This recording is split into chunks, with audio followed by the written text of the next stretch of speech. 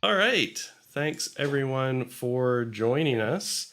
We are here with a brand new chapter of Variant Roles, and we have two special, awesome, great people joining us for the first time. And for the first time on any of our Variant Roles streams, I'm super excited. So let's just go around and say hello to everybody and see how everybody is doing. So let's start it off with Max. Hey, Max, as he says, and I'm excited to be here with a new chapter. Kind of interesting. It took us so long to get to this when originally it was going to be we'll do few games and get here, and it turned into a whole first chapter. Yeah, we were going to do a lot of expedited travel and show off that rule set and do it in like 3 sessions, and instead it was 8. So I made it to the big city, and Dan can finally show off his baby. Yep, that's how D&D works. All right. So the other M, Matt, how you doing? Hey, what's up? All right, I'm Matt. I'm going to be playing Zyrus Halffinger, our resident rogue, and well, we'll find out what happens when we get to Serat. We're gonna find out real soon. Jeff, how you doing? I'm doing well. I'm Jeff. I'm playing Wilby Hilltopple, the very innocent little halfling druid. Excellent. He's a ray of sunshine in a dark world. We'll see how long that lasts. Thank you, Cogwhistle, for the new follower. All right. And so last but not least, we've got our 2 new players. Marcy, welcome. Hi. I'm Marcy. I will be playing Aether Vale, who is an Erganasai bard of the College of Swords. Excellent, excellent. Always good to have a bard amongst us. And Colin. Howdy. I'm going to be playing Lewin O'Quinn. He is a swashbuckler rogue and something of a rival to Aether Vale. Excellent. And I think we will see that potentially pretty soon. I am excited to get you guys in. So our, brief recap, essentially from the north, a group of adventurers has traveled south to Serat, the City of Wonders, and they initially did so with an artifact of the Elder Giant civilization. Oh, and we briefly lost Marcy. All right. I'm assuming she will be back shortly, and our overlay will straighten out. With a giant artifact of the giant civilization, Elder Giant civilization, known as the Heart of the Thierce, which they were taking to have dealt with or investigated. And along the way, they've encountered the growing civilization as they traveled south, the corruption, the economic oppression, as it were, of the ruling merchant lords on the lower classes. And the heart got stolen by someone, the name that they assume is the High Alchemist of the Adamantine Circle in Serat. So, when we left, they had left 2 of their companions behind in Sorel to help out with the growing insurrection there and brewing civil war, and continued on their journey south to Serat itself. And that is where we're going to pick up. Outside the gates of the city. You've traveled several days since Sorel, and you are now basically approaching the large northern gates of the city of Serat. And it is a wondrous sight to behold indeed. Dark gray stone walls loom above you, punctuated with round, elegant-looking towers. Periodically, a blue light pulses from these towers in spiderwebs across the outer walls. But the gates stand open, large metallic gates swung wide inwards, through which the caravans, the trade caravans of the north flow. And of course, the river is on your east flank, where it runs alongside the city, which is built on its banks. You can also see rising above the walls here and there, scattered in clumps, distinct clumps that you can see, tall towers and soaring palaces that rise above the gates, and you can just kind of see the top of them. It's about somewhere late in the morning, so a few hours before noon, and trade on the road is brisk. So, Cyrus, Wilby, Farnak, what are you guys doing? What are you feeling? What's going on? How many guards do we actually see along the roads or anything like that? Good question. So, as you've traveled southwards, you've definitely seen an increase in the number of mercenary companies, some of which you've seen traveling on the roads, and an increasing number of militia. Here, sort of outside the gates, and we'll assume, you're at least 20 or 30 minutes ride away from the gates themselves. You have, you can see that carts are slowing down and there's guards clustered, but the exact count you're not sure, but probably at least a half dozen or so. So this is pretty heavily patrolled. Absolutely. Yeah, there's definitely distinct guard presence at the gate. Traffic does seem to be moving. It's clearly that, it stops periodically, but it's not stalled. There is movement. Okay. Does it look more like completely all caravans? Do we see more like, I don't know, refugee type situations or what? There's so along with the trade caravans, there's independent carts and that sort of thing, like local farmers coming in with fresh produce and meat, cheeses, that sort of thing. There's definitely a lot of trade. The caravans make up the bulk of it. There's a lot of just general traffic though too. So people that look much like yourselves, and you do see periodically small bands of people who look like they might be adventurers. You see people who look like they could be mercenaries coming into the city. No refugee columns. Okay. All right. Farnik, what do you think about what's going on there? Well, first let's see how much they extort us at the gate before we make any decisions. Sounds like a really good see. idea. There's security. I'm not sure if this is normal. I've never been to a city this size. But I can just imagine when we get in, there's going to be more of the same. So, your hands, keep them where everyone can see them. Unless no one is looking.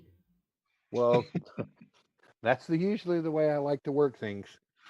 We just have to assume there's always going to be someone looking. Well, I'll just have to be a little bit faster. All right. No. The question is, we know we have some names in the city, but do you have any contacts that we may be able to get in touch with in the city? This is my first time being here, so we could see. I don't know. We might run into somebody I know, but I found that rather doubtful. You may be able to help us more than anything else. We could check in at the Fey Embassy. That's true. It depends on, what's going on. I have not seen as many of the summer court this direction as I have farther north. We do need to keep our mouths shut about what we heard in Sorel. That goes without saying. Loose tongues usually get removed. So no talk of assassination, no talk of blue guard, and no talk about anything that I would normally talk about. Very true. Very true. Oh, Oh, this let's is quite a see. big place. I'm sure nobody will hear us anyway. Uh, The optimism. I pat him on the head. we prepare to be listened to all the time. Will be. This is totally different. Oh, very friendly people then, like to talk. On the plus side, we're not getting stared at like we're going to murder everyone around. This is the first place I've been where everyone's looking at us like, oh look, adventurers. Not, oh look, people are going to kill us. I'm gonna pull Farnek to the side. Okay, we need to really watch Wilby because this is gonna get really bad quick if we don't watch him. He's a little naive. We do it without hurting his feelings. Just we'll be nice, but we just gotta have to kind of curb some of the enthusiasm. Don't let him wander off into any crowds. No. I mean, it's every him again. Somebody will stack him up and think he's a small child. Next thing we'll do, we'll have to buy him from a slaver. So as you guys are, as traffic keeps moving, how are you guys, dressed in terms of adventuring gear, armor, that sort of thing? It wouldn't be unusual to be armed and armored. You do see other people that are armed and armored approaching the gates. I've got my normal, my studded leather armor on. I've got my traveling cloak pulled over. Especially since it's gotten a lot colder now. I've got the hood kind of pulled up enough that it kind of covers some of my face, but it still allows me my peripheral vision. I'm gonna keep a dagger kind of close by. I'm gonna move one of the ones from my boot up towards my belt, and then that's about it. Okay, sounds good. Will be Farnak. I have my normal leather jerkin on. The tree branch that I use as a walking stick and club, and the silver dagger that I have tucked behind my back, so it's not visible. And my glasses and all that. Yeah, you're like broken glasses. And... Yeah. Yes. And I'm pointedly not dressed like this. I'm wearing my my dusty traveling leathers. I've got my shield, the Green Company shield, slung over my back, over top the cloak, and the cloak is also in Green Company colors to mark me as a member of the Fey Core group. And I bought a straw hat, and I'm just keeping the brim down as we enter. That bag of holding slung over the side of my giant goat. Okay. Excellent. Sounds good. All right, so traffic is moving. There's a light drizzle that starts, so other people kind of throw up hoods and that sort of thing. You do see the odd, like halfling farmer coming in as well. It's mostly human, but you do see some halflings and other folk around. And you are approaching the gate. You're basically like 2 steps away from the guards, or 2 people back, I mean. I'll cover the entry from the guild's funds. Thank you. And I won't antagonize them by giving them 5 gold worth of silver this time. We could do it copper this time. You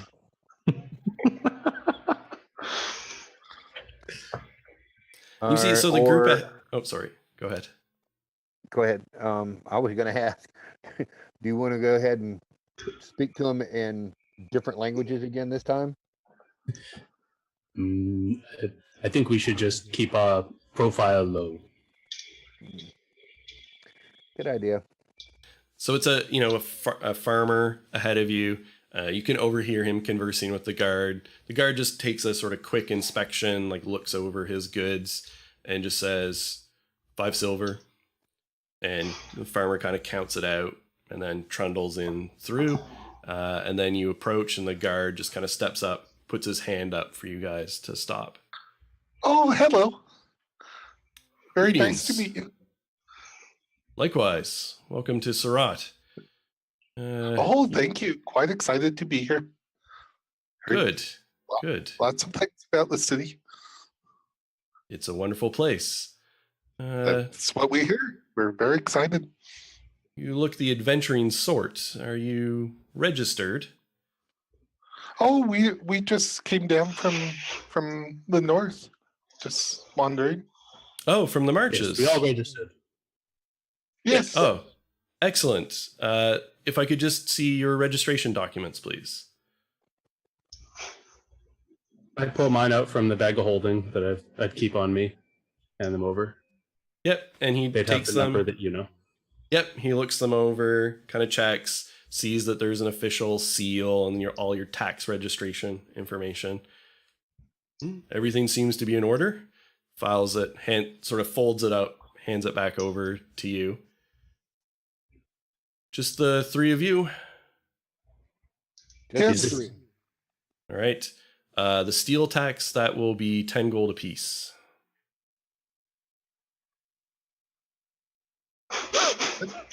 T- 10 gold. Ooh. I reach Yeah, into the there's- bag of holding and I'm thinking copper. I'm just thinking copper. Then I pull out three gems, each worth 10 gold pieces. Will these cover? Do you accept gems? Of course, just one moment, and he sort of gestures over to a smaller, kind of thinner guard, comes over, pulls out like a jeweler's loop, inspects them momentarily, scratches the surface a little bit, just to make sure that they're legit, and he just nods back at, who seems in charge. And he gestures to, put them back in a bag and hand them over. All right. And he kind of actually, oh, right, I forgot. Your papers again. I'll stamp your entry. I might just assume that I'm carrying everyone's papers. You could, or they might have them individually. That's up to you guys. Okay. I'll hand over mine, assuming they have theirs in their packs. Yeah, I'll go ahead and Okay. hand mine over. He stamps them, hands them back. Welcome to Serat, and just steps aside to allow you to enter. Thank you, sir. By the way, what was your name? Denian. Indian. Very nice to meet you. I hope we see you again. I'm normally in charge of this gate during the day shift. Oh, very good. We'll come by and say hello sometime. Welcome.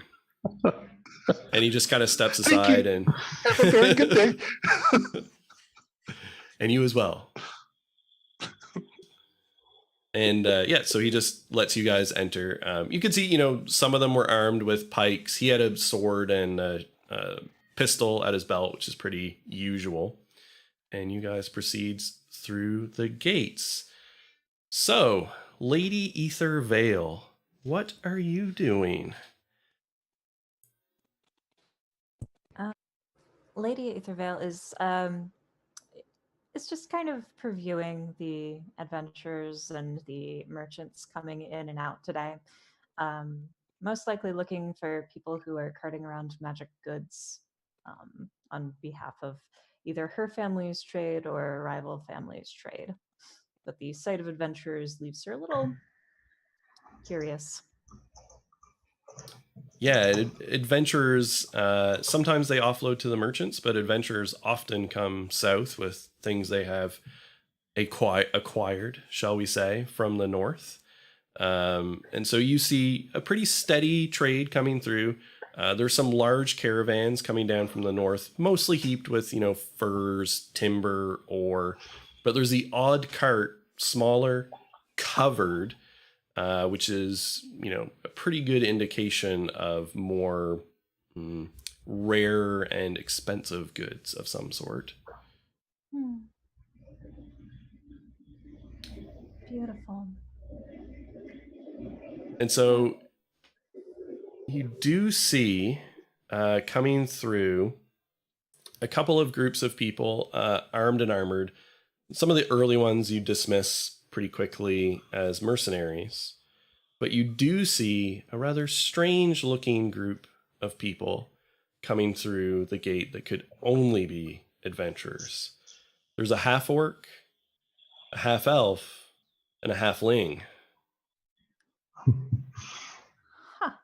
Not a human amongst them. Curious.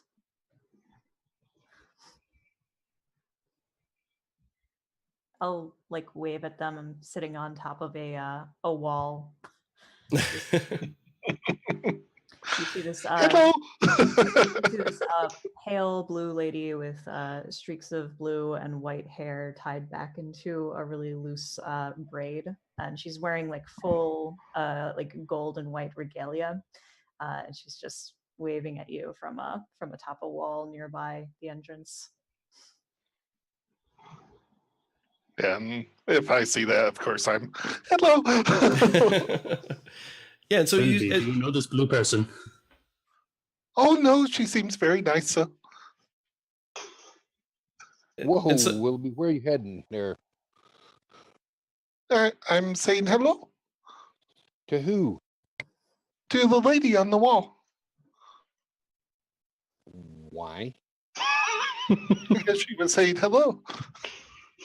It's only Careful, polite to careful. respond. I beckon for her to come over. Oh, we should go say hello in person. I'm gonna kind of follow after Wilby and just kind of keep an eye on him. And so you I'll cross keep up. the square. So, it's you kind of come through the gate. There's a bit of a square. There's a fountain sort of blushing or babbling in the middle. Some of the carts kind of veer off and start going towards what you can see as some nice warehouses. But you've entered a pretty nice district. So there's kind of buildings with like alabaster stone facades. It's quite well appointed. The wall that Ether is sitting on is crumbling, though. It actually looks like an old remnant of a wall of some kind. And some of the interesting things that you see are these tall poles with faintly glowing crystalline lights kind of atop them. And some of the carts, you see horses attached to like wooden platforms with like boxy sides, but no wheels. And the cart bed is like hovering like 3 feet off the ground. Wow. Very cool. I think I'm experiencing culture shock Yeah. or a heart attack. I can't tell these days. This is a Hold on, most hold on, amazing man. place. I wonder how their bread bowls are. Oh, we must find out for sure. What time of day is it now, Dan? Just before noon, like 11 a.m. or so. Perfect time. Time for food. Have I ever seen a blue person before? That is a good question. You may have, certainly rare, even rarer than you've seen tieflings. So there's some of the rarer of the plain touched. But I think you might at least have heard some vague stories of people touched by the elemental planes and some of the beings there and some of these bloodlines. So I would make my way over and hello, Wilby Hilltopple. Very nice to meet you. I am pleased to meet you as well, and I extend my hand to Wilby. Oh, hello. My hand is cold to the touch. Yeah, that doesn't faze me at all. I am Lady Ethervel. That is a very pretty name. Thank you. And what are you doing here in the city? You are not mercenaries, no? Oh no. We were coming with cargo, but lost it along the way. But That's we have had many fun adventures. fun adventures. You're going to have to tell me about them. I've never left the walls of the city before. Oh yes, it was most fascinating. I have never been in the city before. Oh, well, I think you'll enjoy it. And not a human amongst you. If you go out, you'll find that this is not uncommon here. Everywhere you go, humans everywhere. But here, it is a, how you say, menagerie. Oh, that sounds very delightful. Oh, it is. I very much enjoy it. Who are your friends? This is friend Halford, is Varnak, and this is friend Cyrus. Hello. Well met. Oh. Did you come from far? Well, from about a month's travel north in the high marches. Oh, you came from the marches. Oh, that is. Oh, you must tell me about some of your adventures. I've heard stories, but I've never actually spoken to people who have gone out there by themselves before. You must simply tell me your stories. So you say you've never left the city before. So have you seen forests, or is this your forest of trees replaced by buildings? I've seen forests. If you stand, and I'm gonna float up using levitate. If you stare from here over there, and I point to the east, like the southeast, there is a forest along the shore. I've never been there though, and I sink back down. I assume that it's like a how you say a garden but larger, with different trees and animals running through it. Oh yes, that is a pretty good description. Oh wow, you must be hungry. It is darker than a garden, though. You must be hungry. Can I take you out in exchange for hearing about your tales? Oh, that sounds delightful. I would love to. It's on me, please. Come. Oh, yes, I'm gonna lead them deeper into the city and treat them to a meal that they are not accustomed to having so fine. And probably the treatment of them in this eatery is more than they've had for ever. Maybe I'm not sure. I don't know what your Almost definitely for Wilby. Yeah, well, you have so many forks, you don't know what to do with them. Yeah, so you're in a district called the New City. It's sort of grown up over the last century or so. It's quite well built, well appointed, lots of stone. This area is mostly, I'd say it's like the middle class. So there's like the lower ranks of the nobility, merchant nobles, wealthier craftspeople, and that sort of thing. It is also the district with the Fey embassies. That's where they are located, sort of being newer construction. And so tell me about this restaurant, or I guess this eatery. They have experienced the hospitality of a merchant noble sort of further north, but that's out on the frontier. So even for someone wealthy and cultured, it's, further out. Do we have a name for this eatery? Yeah, it's gonna be called the give me a second, the Silver Frond. And the Silver Frond is it mostly services dwarven cuisine. Which is very fine and pairs well with beer. It's like a beer garden, but Lower. Fancy. yeah. Excellent. And so, even though it's winter time, you guys are pretty far south. So this is like coastal Mediterranean winter. So I can imagine that this building is like partially inside, partially outside, sort of like an inner courtyard with trees growing in it, lots of lights. Yeah, we've got like a couple of evergreens everything's evergreen here. But then it's still like a little chilly for people in this temperature zone, so they have a small fire pit. Mm-hmm. Yeah. All right. It sounds good. And there's like a dwarven front of house. So he is a fancy dwarf who greets you. Hello, my friends. Welcome to the Silver Frond. Hello, table for four, please. Ah, right this way, Lady Vale.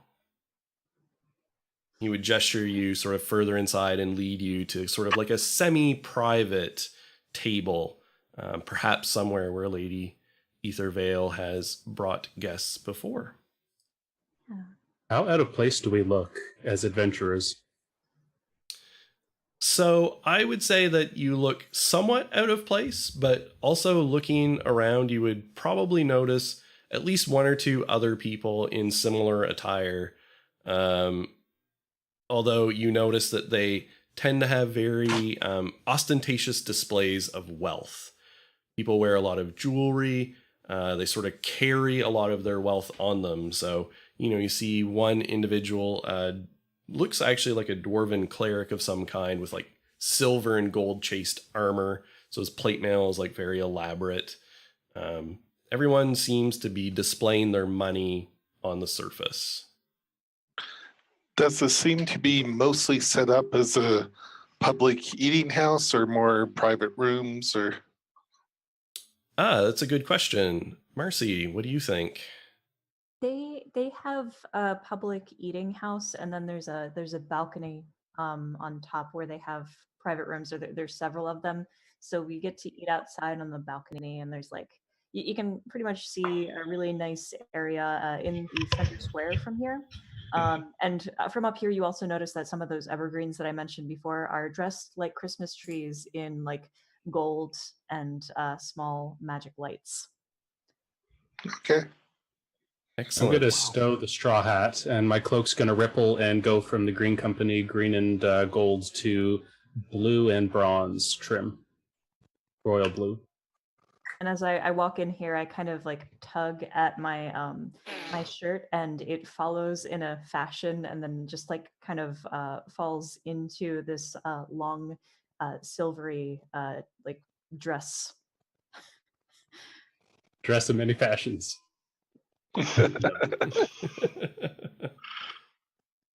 All right. Let us briefly detour to Colin. Colin, what's Lewin doing? Lewin has been waiting at a cafe for a young runner to arrive. And when they do, they have a small sack of like 5 gold. And they hand it to him, and he just stands up and goes, "That's a good lad. I think I saw her going to the silver front, so you run on and say that it's about to start." And he ruffles the young kid's hair and starts stalking across the sort of open square that Marcy described. Mm-hmm. And when he gets to underneath the balcony where everyone is seated and having dinner, he calls up towards her, "Lady Aethervale!" And so you guys hear this, and when our adventurers... We're halfway through Wilby just telling me his most engrossing story when this happened. Wilby, what story were you telling her, regaling her with? I was telling her about the time I turned into a dog and teleported to some strange place. A sea of silvery mist? Yes. Yes. Inside a sphere. And, Wouldn't yes. call that a dog. That's a shadow hound. My mortal enemy. It's a dog. We'd fill in the gaps in the story. It was a dog. It had a very singular slightly purpose. big dog. That breathed cold. Yes, that was quite a thing. It was most confusing for a while. I was not totally in control. Do I hear someone calling your name? Lady Aethervale! Nope, not just me. Oh, No, yes, my lady. I think somebody is calling me. I think so as well. I'm going to turn over the balcony and look. I'm going to kind of look over also. Lewin O'Quinn is dressed in like this russet doublet with knee-high boots and a dark red half cape, one of those ones that's like over one shoulder and under the other. Mm-hmm. like it's the right style for someone with money, but it's obviously like he doesn't have money. It's not the right material. It's far too serviceable. There's very little ostentatious about it. But he's got in one hand a very nice silk glove. Goes, Lady Aether Vale, should I come up there to slap you, or are you gonna come down here? Are you serious today? I got paid the 5 gold by Honorius, so your father has to answer, and I assume that means you're taking his place. But today, really, it has to be now. Well, You can't just come back later.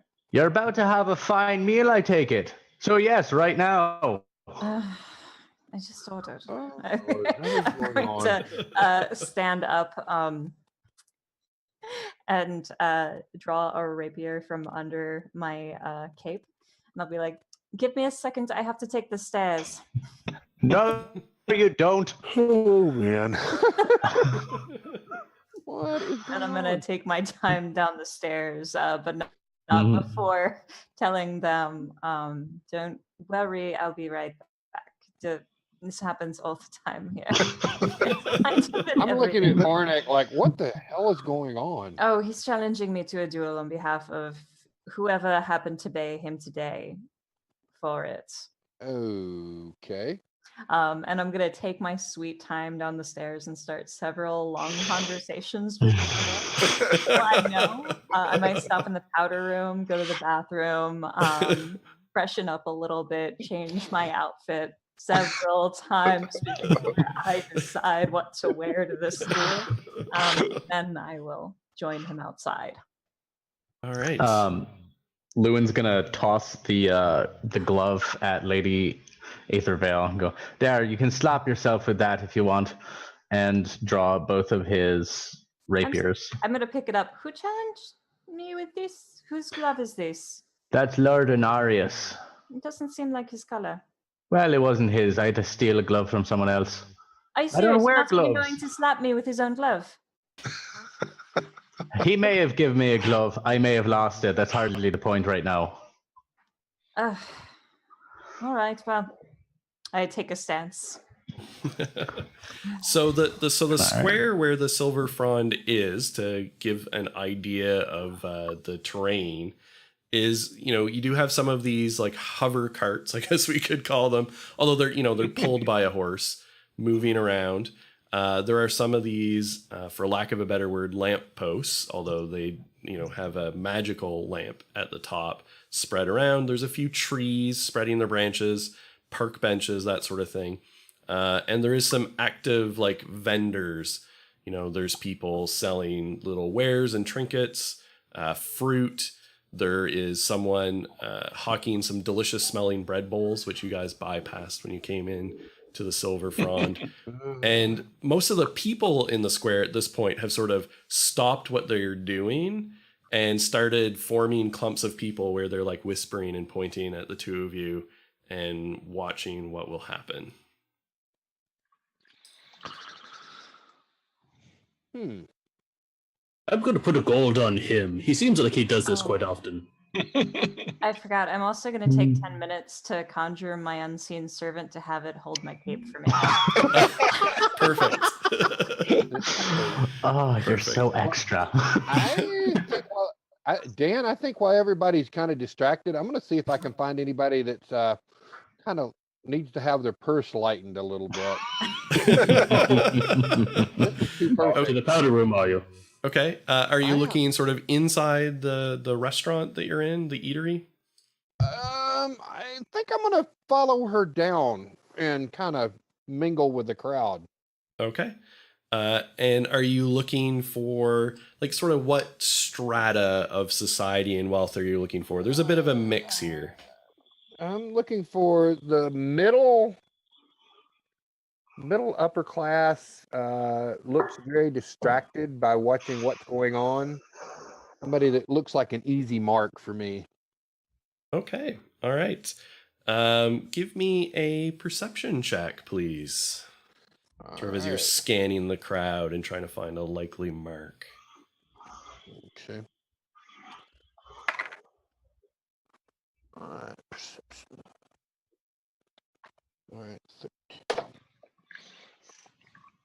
13. 13. Okay.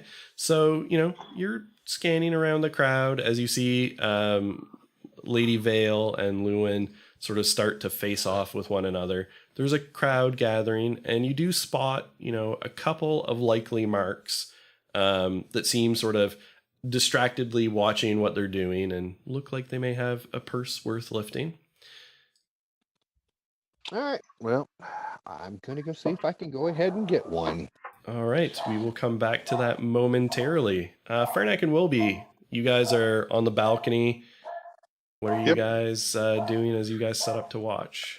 I'm going to try to get a refill on whatever L I have and just stand up at the balcony and look down and watch. All right.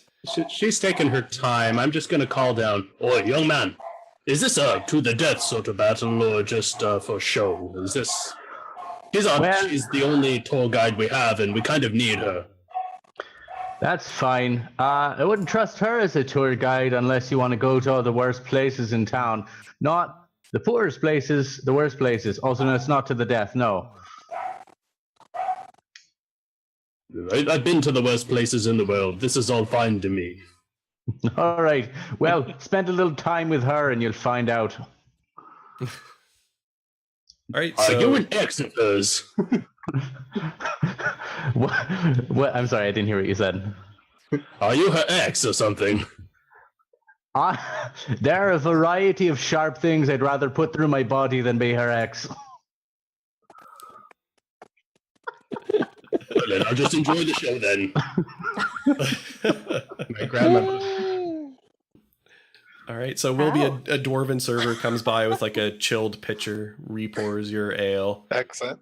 And he just kind of whispers forward and says, "Oh, this shall be good. Trust me."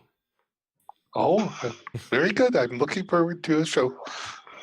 Be careful, Wilby. If she dies, we may have to pay for all this. Oh, she will not die. Y'all might want to help me win. All right, so Ether and Lewin. Yes. You guys are squared off with one another. Mm-hmm. All right, paint me a picture.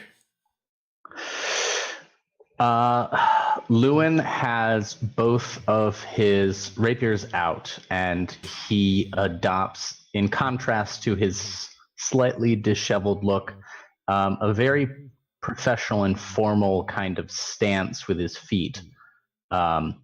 But both of his rapiers are much lower than you'd think. They're not like up high in a very formal, since they're both very dipped low. And he's kind of drumming his front foot a little bit. All right, and Ether.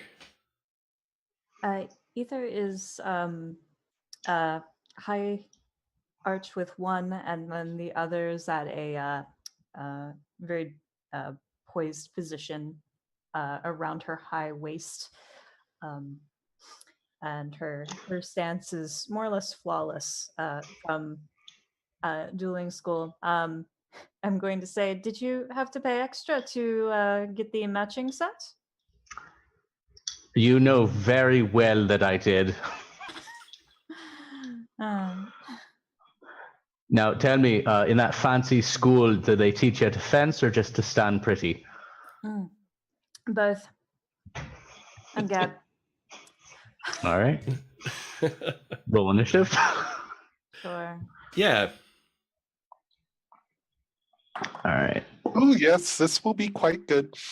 12 plus 7, 19. Ooh, I got 12 plus 4, so I only got 16. Okay. Yeah. All right.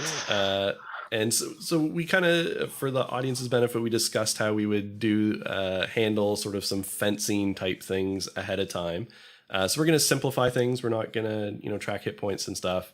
We're going to do some like opposed attack rolls following their turns and kind of score rounds. But we're also going to, of course, allow our fencers to get up to all kinds of shenanigans. So I've painted some of the picture of terrain and highly encourage acrobatics and maneuvers. And I think, what we'll do is if you're doing something fancy, we'll have a roll for it. And if it's good, then you'll have advantage on your attack roll. And if it is bad, you will have disadvantage. And so we will start with Lewin.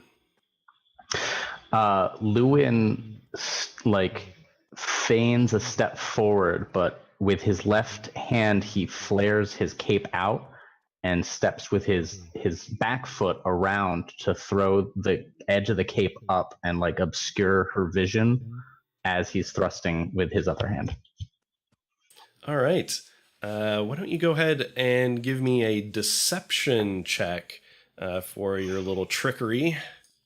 Okay. 20 non-nat. All right. A gentleman's 20. And I'm going to assume, Marcy, that is higher than Ether's passive insight. Only by 3 points. Only by 3. Yeah, I'm wondering if I can active insight that. Yeah, absolutely. I think you would be ready for that kind of thing. Ether is patient, if the way down was any indication. No, she doesn't see it.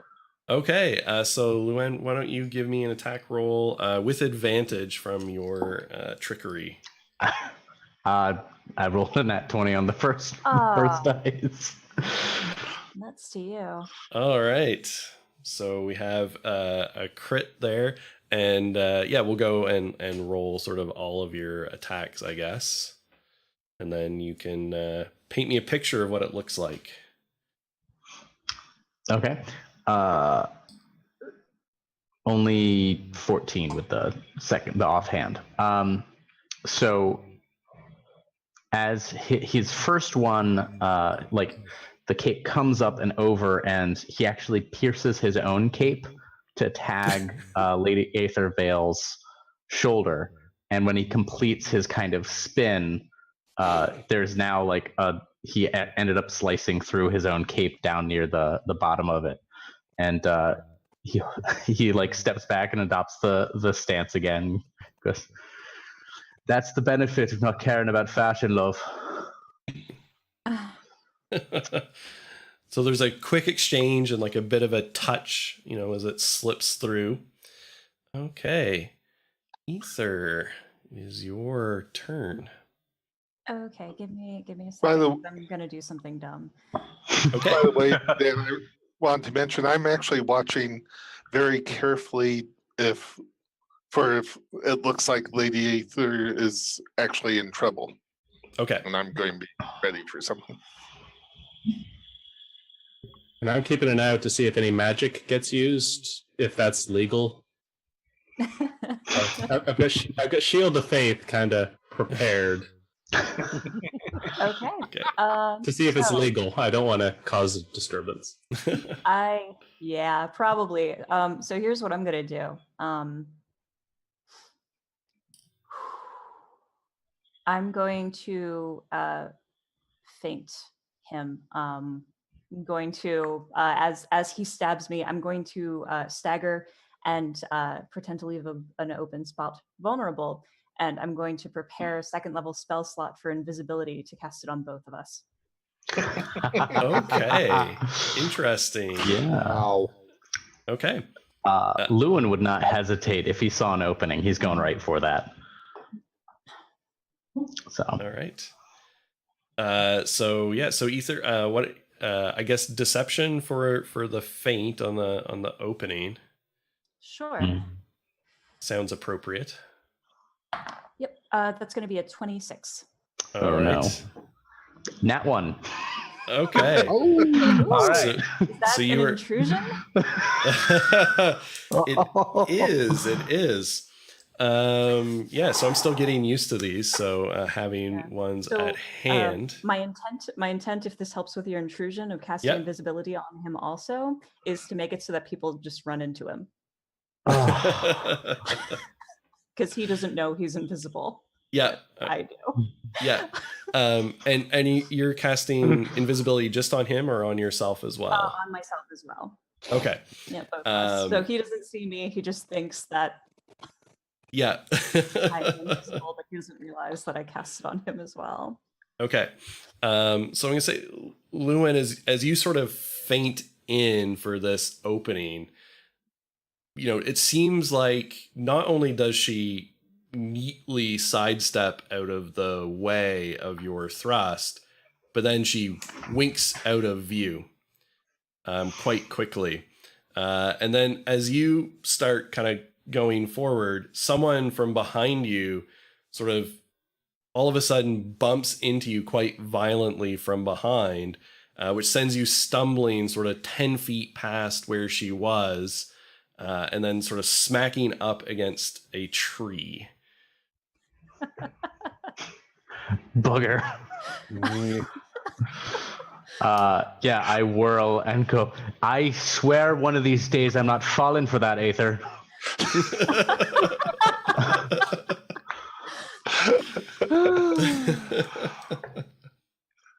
I flip my hair invisibly. And you can't see her. Yeah. Lewin immediately closes his eyes and he's going to listen for her and set himself, because she can't get out of this duel until one of us draws blood. So All right. I'm That gonna sounds close my eyes and wait to hear the incoming. Yeah. Okay. So Lady Ether, I'm not sure. Are you then trying to be like particularly stealthy, or kind of just relying solely on the invisibility? I mean, I'm relying solely on the invisibility, but I mean, it's not like I can see him either.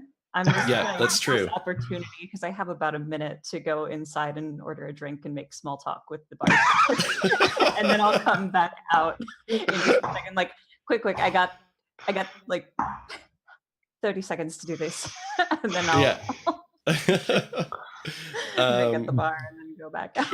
So he's just gonna be out there for a minute. Perfect. So Lewin, I'm going to give you the opportunity though, since you're like listening and trying to see if you could maybe hear anything, a perception check, but with disadvantage. So you're relying solely on your hearing. The first one is good. Hold on. Perception 16 plus 8. The second one is only an 8 plus 8, so 16. So 16. And Ether, what's your like passive stealth?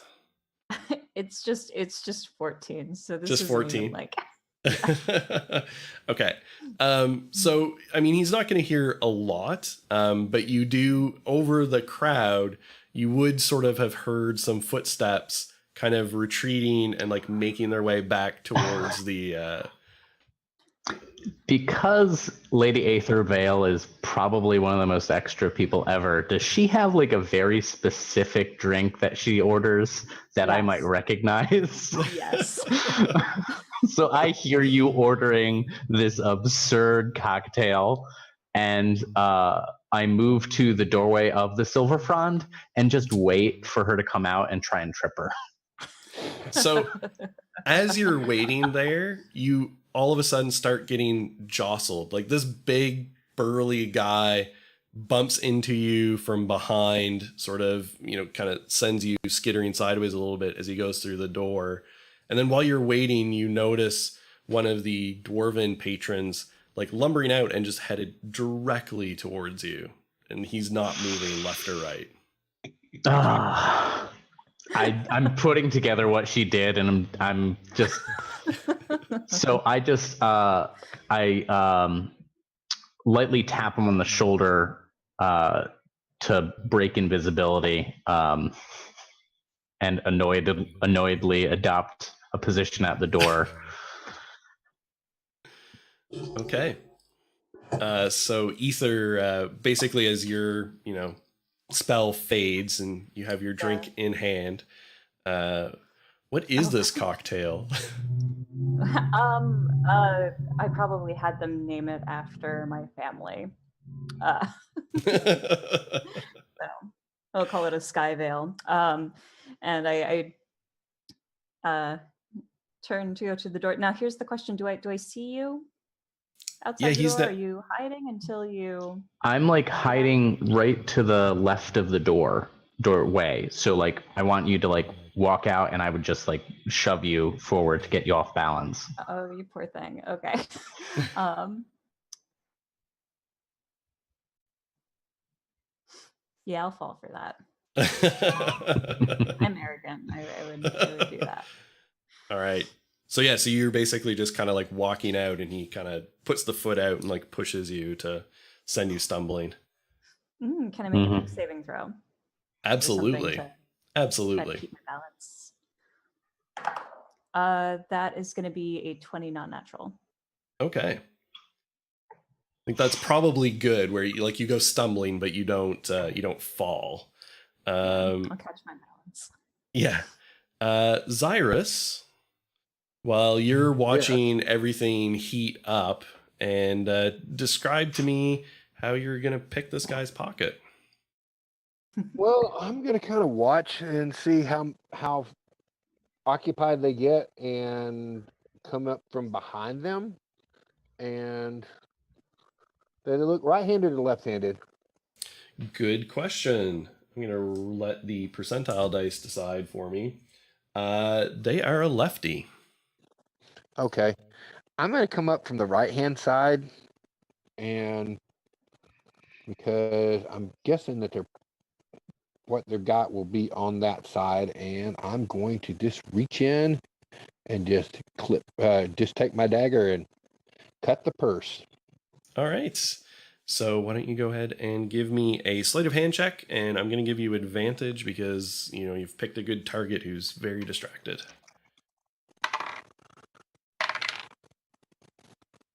Okay. How about a 14? Okay. So you kind of reach in with the dagger. There's a little snip across the purse strings, which like falls neatly into your hand. Pretty satisfying bit of weight. And I'm going to slip by. All right. And just kind of slip out and head back towards Farnek and Wilby. Okay. And with that, Farnek and Wilby. So you guys have been watching this exchange, watch them wink out and go invisible, Right. and then sort of come back. That was rather lackluster. That was most disappointing. Did anyone take my gold bet? Because I don't think anyone did. We just sit down and wait for her to come back. And you see her like stumble into the square. Oh, look, there she is. I don't know where he is. So.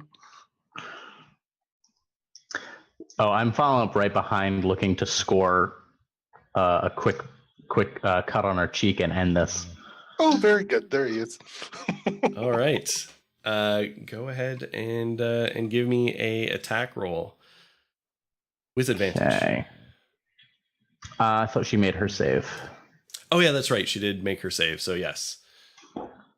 Okay. Just a straight attack roll. 17 plus 7. Yeah, you got it. Oh yeah. Why are you even asking? Aren't we doing roll-offs? Oh, Yeah. Oh, right. Yeah. I don't think my attack roll is that much. No, that doesn't Nope. All right.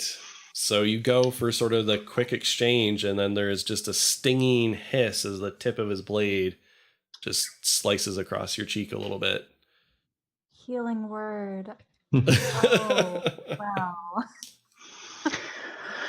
wow. Lewin's gonna sheathe his swords and put his hands on his head and goes, "That's not like you. Usually beat the pants off me this time of day.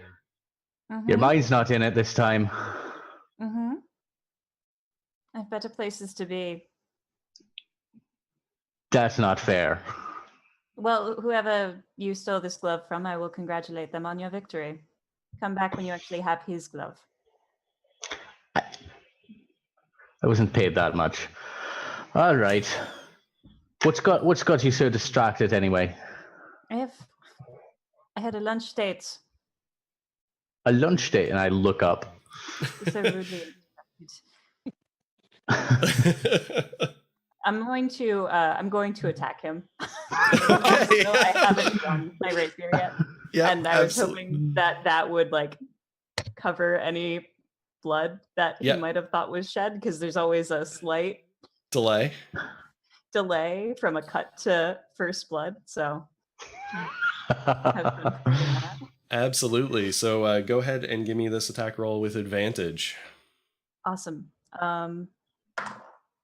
That's a natural 20. And that's a natural 6. For the natural 20, I'm also going to use Mobile Flourish to shove him 10 feet onto a moving cart. All right. And then a second. Yeah. I'm just going to I forget how much damage I do with this. Or are you dealing actual damage to me? I thought that's what we were doing to like kind of establish how good the hit was. Oh, sure. Because you That's rolled fine. damage earlier, I thought, or maybe you No. didn't. No. Oh, okay, never mind. Yeah, I just pushed you onto a cart. Yeah, I'm sort of just staggering up and like tracking exchanges I kind of see. thing. Yeah. That makes sense. Yep. For the mobile where you push him, does he get save for that normally or? Nope. Okay. No save normally. All right. That's fine. Yeah, I was I can not push expecting. the target up to 5 feet plus the number rolled. That's why I need to roll. Okay. Yeah. Perfect. Do oh wait. Nope, that's 10 feet. So okay. you Perfect. go onto a cart. Yeah. And the cart rolls away with you. Well, it's one of these.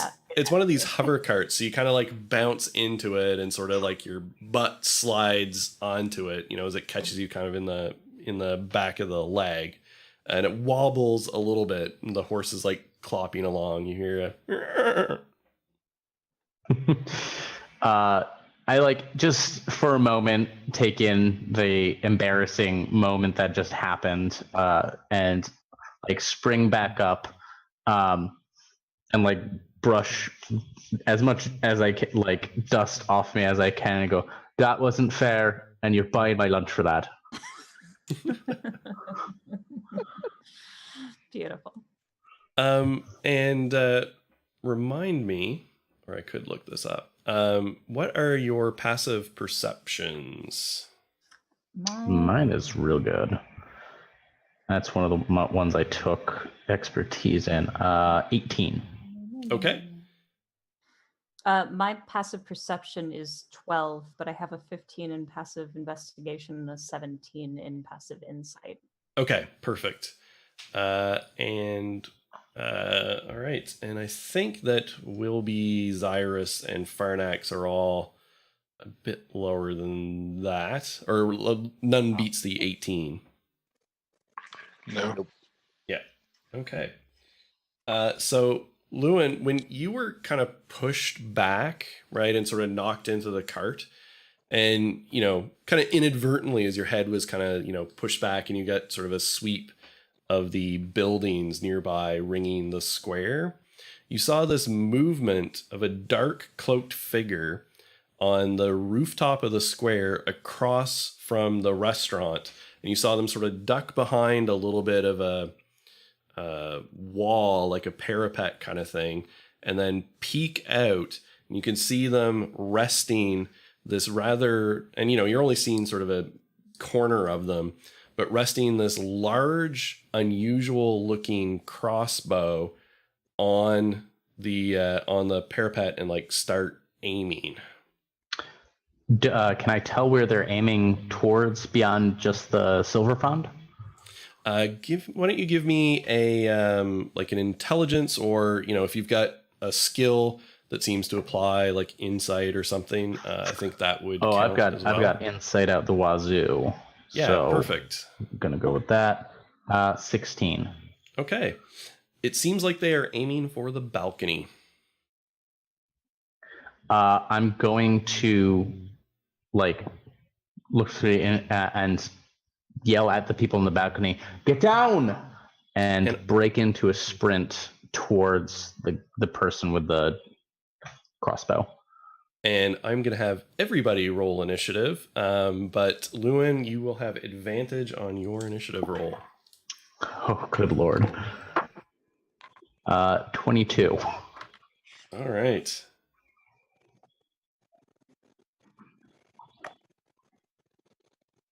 And just 1 second. Do-do-do.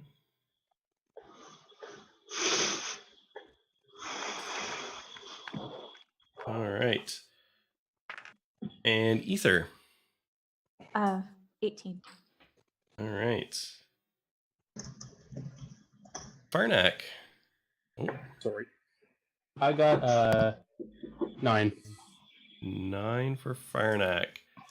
Okay, Wilby. I rolled a nat 1, so 0. Poor Wilby. Listen, our bad decks. And You got Zyrus. 2 9 decks, 2 negative decks this year. Zyrus. 5. 5. Yes. That's the Cyrus we know and love. Always going in last. Absolutely. Handy for a rogue, though. All right. So Lewin, you start sprinting across the square, and with your rogue-like movement, it is easy to sprint across, and with your regular movement, and get to the base of this building. It is a 2-story building essentially. Okay. I want to see if there's an alleyway, and whether or not it's narrow enough where I could start doing some Assassin's Creed stuff. Absolutely, yeah. There's a alley relatively narrow between the two, with kind of another stone building flanking it. Yeah. Then trying not to break stride. That's where Lewin's going to aim and try and jump at least where he can get a hold on the rooftop. Absolutely. Why don't you go ahead and give me an acrobatics check? Nice. 14. All right. So, it's enough that you sort of kick up and you manage to get, one hand on sort of the rooftop at the top, and you're sort of hanging there at the moment.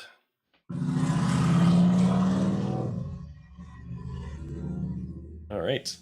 Big truck.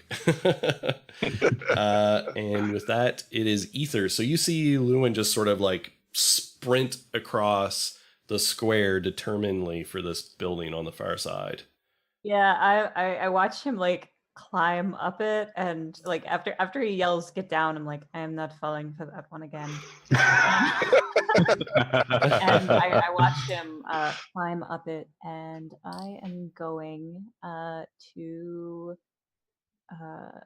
stare up at the top of the roof and begin chanting and whispering to myself, and then I'm going to cast Dimension Door to land on the top, just above him, so I can just step on his hand.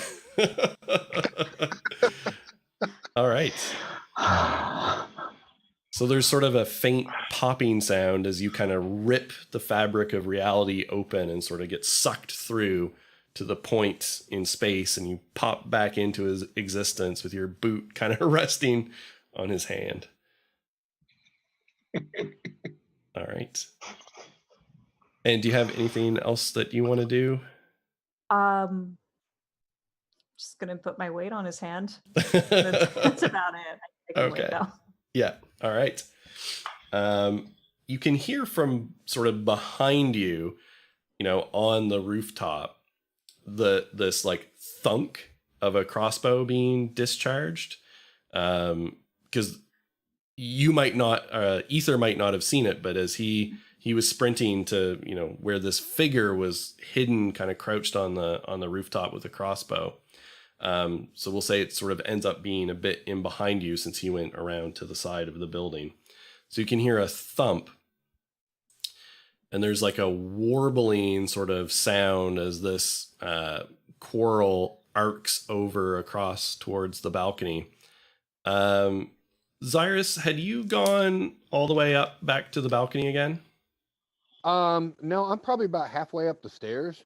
Okay. Farnak and Wilby, you all of a sudden, as you heard this get down and see this commotion, then hear this thump and something impacts in the middle of the balcony right on the table, and there's a crack of clay sound and an eruption of fire. I need you guys both to make a dexterity save. Oh, no. Oh boy. Sounds like Welcome to Serat. This would go well for both of us. Come on, Wilby. Not horrible. It's a 14. Okay. Hateful 8. A hateful 8. How appropriate. Okay. So Wilby, you sort of managed to like stumble back into the building. Your bad leg gives out a little bit as you dive in. Farnak takes the brunt of it.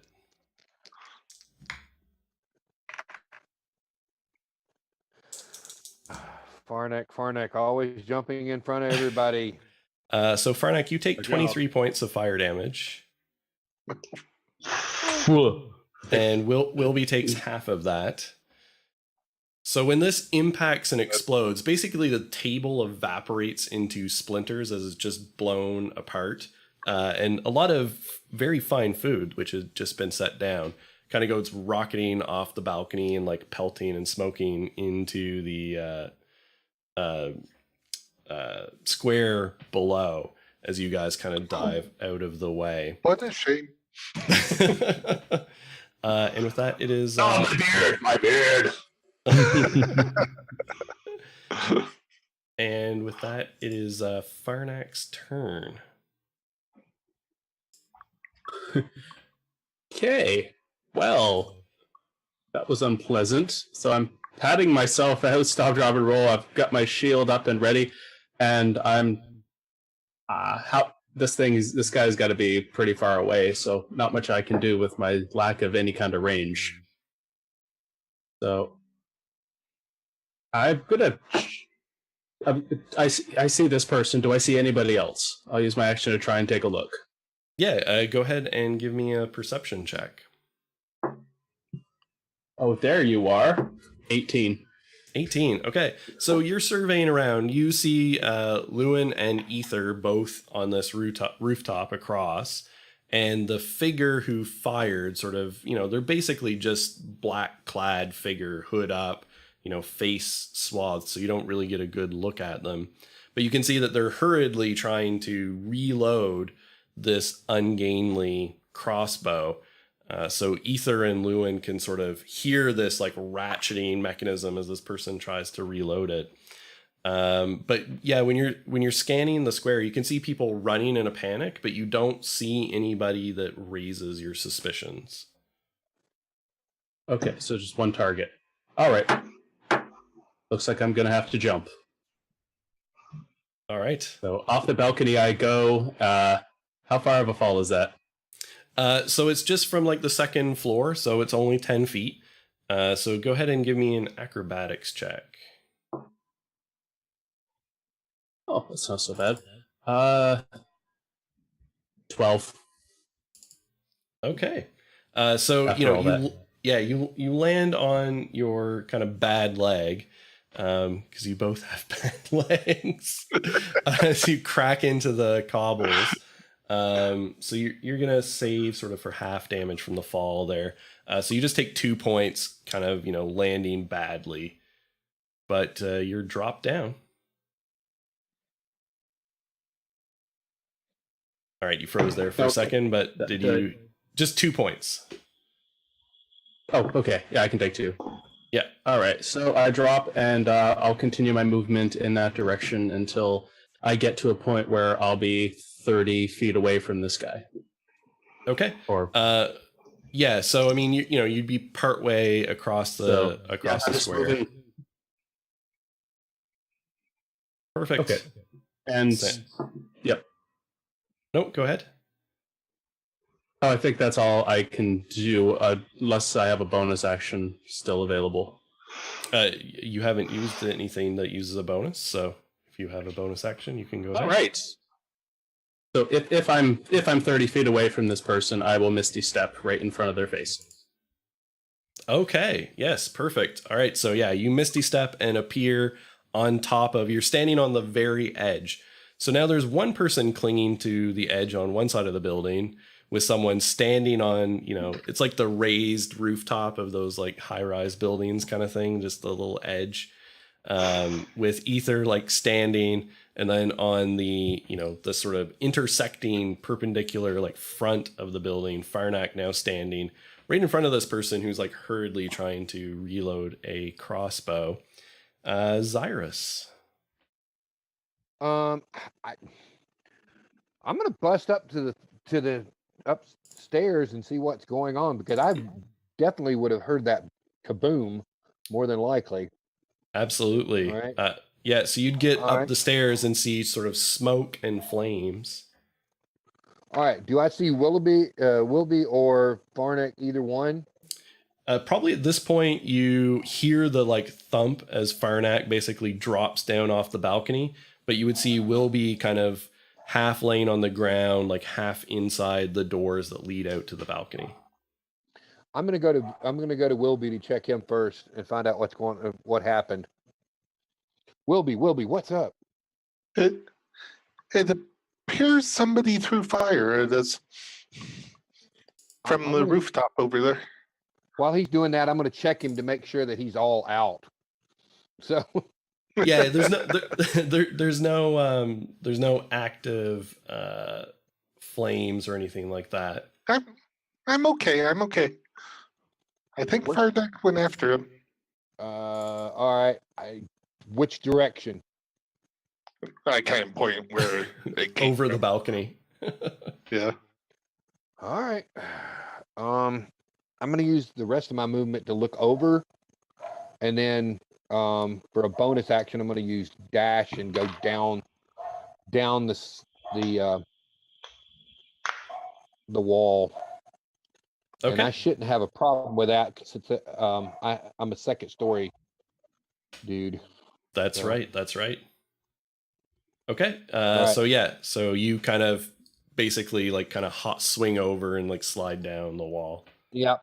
And I'm gonna stop there and kind of assess what's going on, and I'm gonna look around real quick and see what I see. Yep. So at this point, sort of, you've kind of used your movement, and it's basically like chaos as you see people running around. And it is Wilby's turn. First thing, does it look like anybody else was hurt by the firebolt? Luckily not. It As you're is. scanning around, it seems like it was relatively contained just on the balcony. It didn't have like a huge radius or anything. Okay. In that case, does it look like I can get within about 60 feet of the guy on the balcony? If you like hop over the balcony, then yes. I will attempt to do that. Okay. Give me an acrobatics check as you fling yourself over. That is actually an 18. Nice. All right. So Wilby like hops over, flying halfling, lands perfectly. And then I am going to conjure 2 giant hyenas up on the roof. And Okay. shout at them to attack the crossbow guy. All right. So yeah, these 2 giant hyenas appear snarling on the rooftop. They get their own turn in initiative. Yeah. Okay. I'm going to guess sort of after you. Yeah, that seems reasonable. Yep. All right. So why don't you go ahead and give me what the hyenas do as they're ordered to attack this person. So I think they would both run in to bite at him. Okay. I don't have the hyena stats on me right now. But probably find them here. Let's see. Giant hyena. +5. Yeah, I got it. Well, that's a 8 and 19. The 19 hits. Okay. Let's. Oh, that's 2d6, right? Yeah, 10 points of damage. Yeah. All right. So as these, hyenas appear, the person that, reloading the crossbow and sort of looking around now in a bit of a panic, drops the crossbow, which is like half reloaded, and just says, "Oh, God damn it, son of a," and like just, draws blades as one of these hyenas slams into them. And the hood kind of flies back. Long hair blows free. And you can see that it is a dark elven woman. Although she's got sort of a mask still up covering the lower part of her face, as this hyena slams into her. Lewin, what are you doing as you have a booted foot on your hand? Yeah, I keep a steady stream of curses up as I try and swing myself onto it and rip my hand out under. I'll be honest. As soon as that explosion happens, I back off. Yeah, so I'm gonna haul myself up and try to put down non-lethally this assailant. Okay, so it's easy enough to pull yourself up, and you would be within just a few steps of the person. Okay. First attack. Oh dear, it's an 11. 11. So your rapier thrusts out. Somehow she's kind of entangled and dancing with this hyena. It slides by her. Okay. Offhand attack is 16. That does hit. Okay. And I do 8 plus 12, 20 damage. All right. So that's with the sneak attack. Mm-hmm. All right. So you're kind of like pommel striking or something, basically. Yeah. I'm where I'm stabbing. I'm not going for major arteries or important organs. All right. So your blade kind of licks out and catches sort of across part of the arm with the intention of sort of disabling a little bit. And she curses, and her you can see her hand spasm, and one of the daggers that she'd pulled out kind of drops down and thunks into the rooftop beside her as she continues struggling with this hyena. And her voice just rings out, and she's like, "Oh, now what? God, this is supposed to be a simple goddamn job." And it is Ether's turn, as you can hear this commotion behind you. Yeah, Ether turns, looks at the dark elf, and then turns and looks at the balcony in flames, and then turns and looks at the dark elf again, and says, "Excuse me, is that your crossbow that you are firing at my private room?" And the woman just goes, What do you... I'm a little busy now, but yes." I'm gonna fight at her with my sword. So I'm gonna change position a little bit and go to charge her. I assume that the hyenas are my friends because they are attacking. They are an ally. I've never seen these before. This is weird. But it's a day in Serat, so it's just a day ending in Y here. Absolutely. So I'm going to go and charge her, and if I hit, I'm gonna do a mobile flourish again. Okay, sounds good. Let's see here.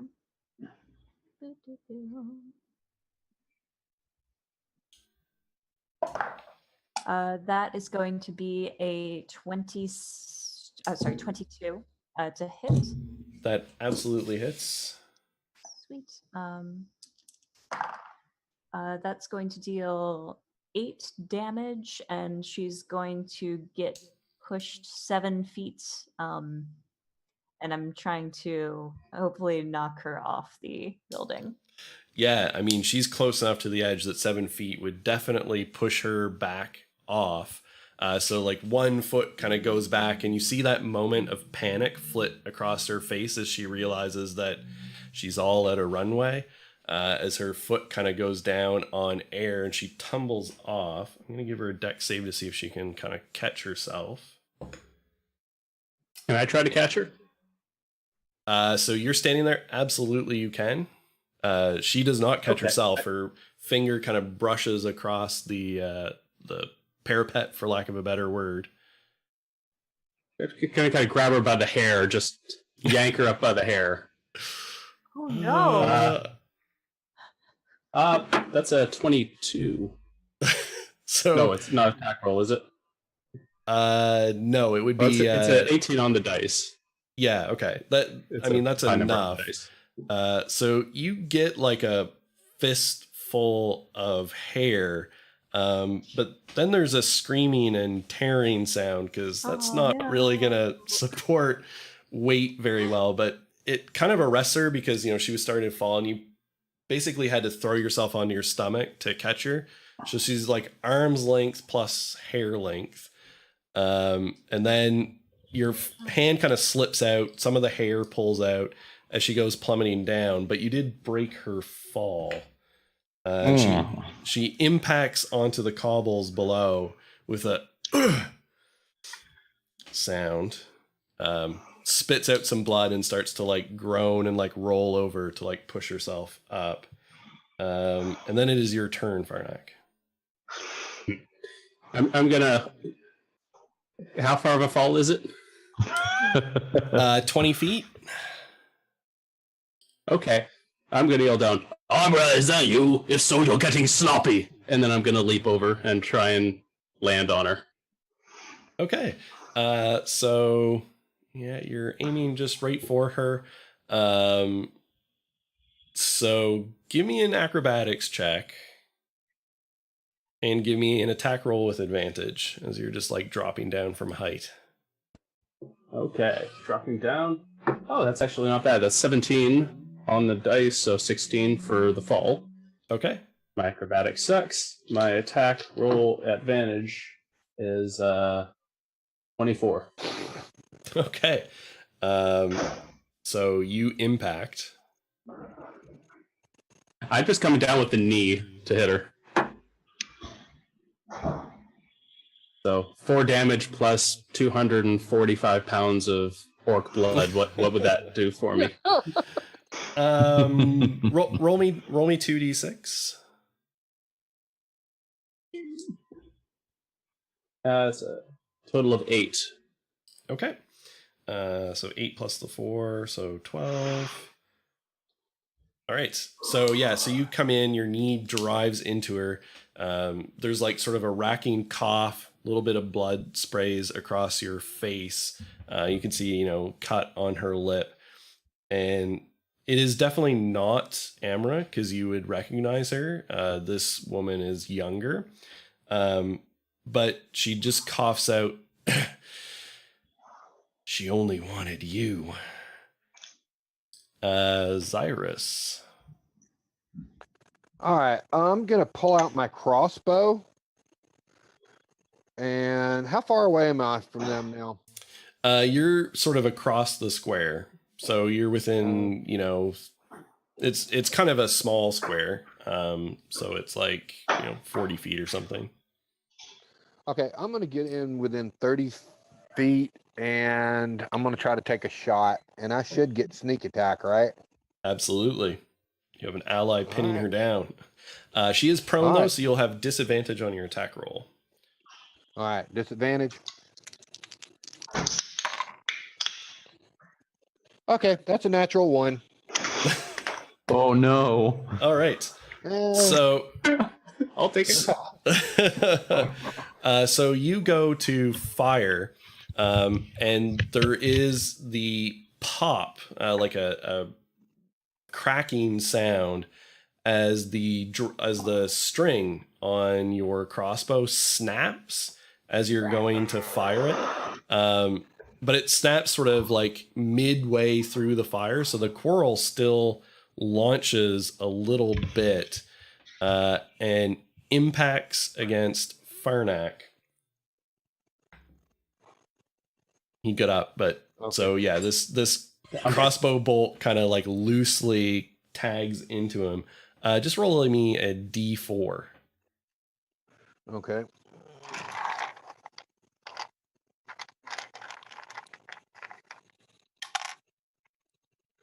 3.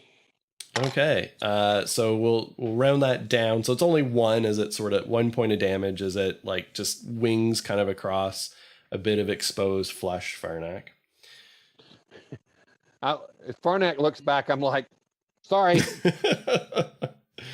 I do check to make sure it's not another pathetic assassin attempting to kill me. It is, but it's your friend Zyrus with like a half broken hand crossbow. Sorry. Are you doing anything else, Cyrus? That should be about it. I don't Okay. think I've got anything else I can do bonus that would help. So Wilby, you're kind of right there. You watch this woman like get some hair ripped out and then impact on the cobbles, and then Farnak do the dropping knee from 20 feet up. Did I take damage for that? Because I'm willing to take damage for that. No, you made your save, your acrobatics check, so she broke your fall. With her shoulder. Yep. Gonna hurt tomorrow though. So Wilby, what are you doing?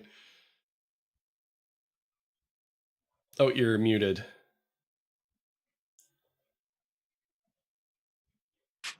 Friend Orc, do you need any help? Keep her alive.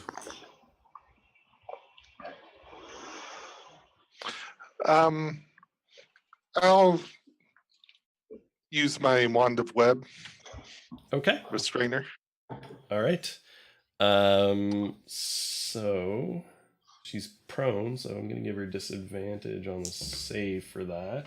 It's a DC 15. Strength or dex? Dex. Okay. Or strength, either. Yep. So somehow, despite being like, Farnak on top of her, she kind of manages to roll just out of the way, like from underneath Farnak. Farnak, you're also going to have to make a save because that web just is an area of effect.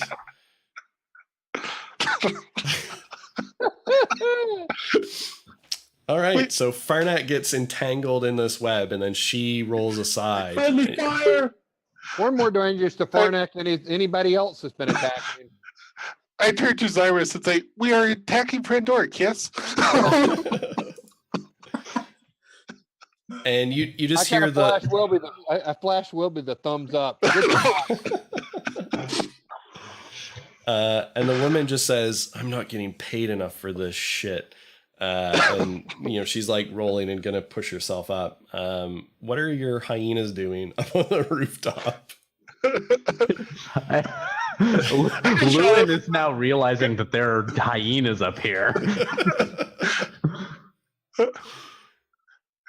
I just shout at them, "Good doggies, stay there." All right, so the hyenas kind of sit on their haunches and just like put their massive heads, because they're kind of like small horse-sized hyenas, as they like look over down, and you just hear them kind of whine and whimper a little bit. Lewin. So she is down in the square below, and she just got out from under Farnak? Yeah, she kind of just rolled out from underneath him. Okay. I'm not in like a rush to put myself in danger now that it seems that there are people with like magic that can deal with this. So I'm going to take my time to get down safely. Okay. And trying to keep my eyes on the hyenas the entire time. I'm going to like pause. I'm going to be like, Lady Vale, they're not yours, right? I don't even know what they are. Right. And like I've been backing away as I say that, and I just like take that one step and drop down, trying to like break my fall with the wall. Yeah. And so there's kind of like the skitter of the stone and brick as you kind of slide down in between the two buildings, but it's easy enough if you take your time as a accomplished rogue, and then reach the bottom. Mm-hmm. And when I reach the bottom, I'm gonna whistle at her and go, "Hey, who do you work for?" And there's just kind of a cough as she like kind of spits out some blood. She's kind of just in the process of trying to push herself up to her feet, and she just says, Amra didn't tell me it'd be this much trouble. Shifty Arma? one. Amra. A lot's happened in a year. Don't know her. And I'm going to look to Farnak. Do you know her? I should let you know I have quite a few people trying to kill me right now, and I kind of invited them here. Sorry for keeping that a secret, friends. Oh, now I'm glad that you met Lady Aethervale first.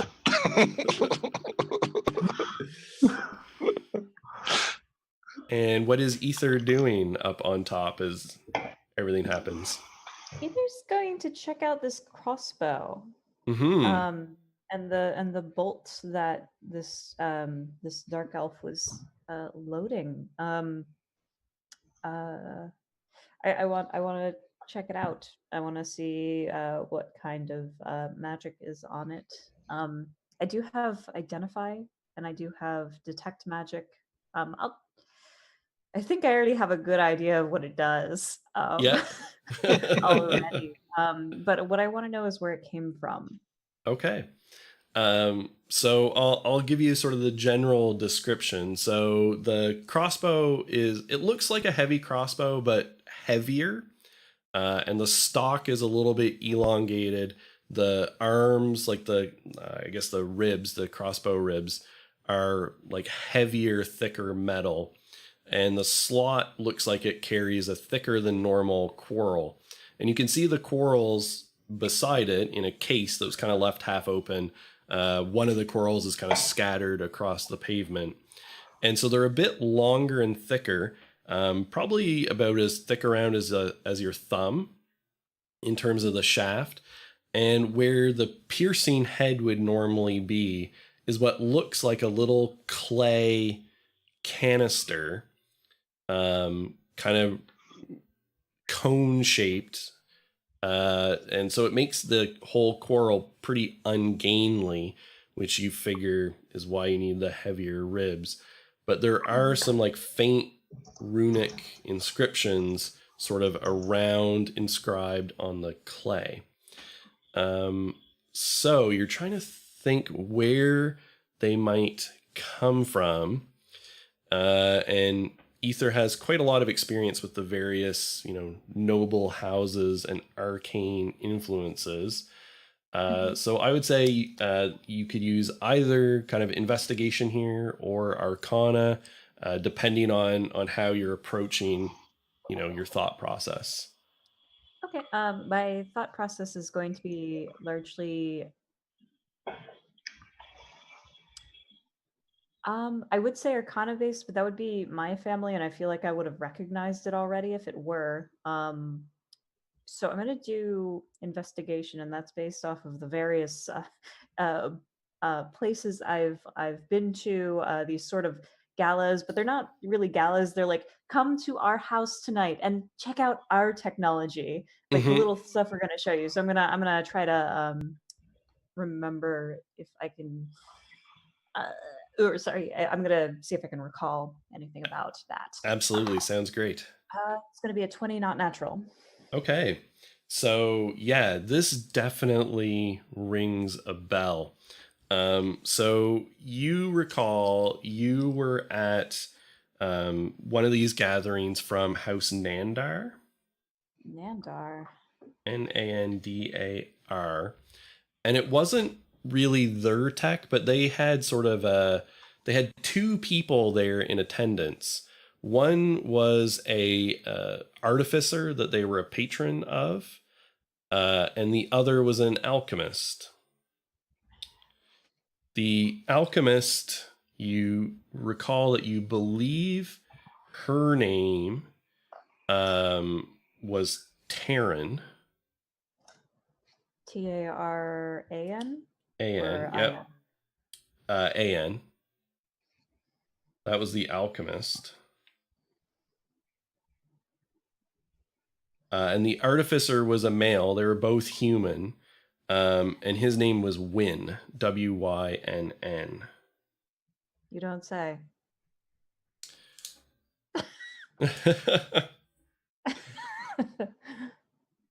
And that was I'm sorry, the alchemist and the artificer. And the artificer, yeah. They were Are they both part of that? commoners. Are they? They're not part of that family though. They were just invited there. Exactly. The family were their patrons.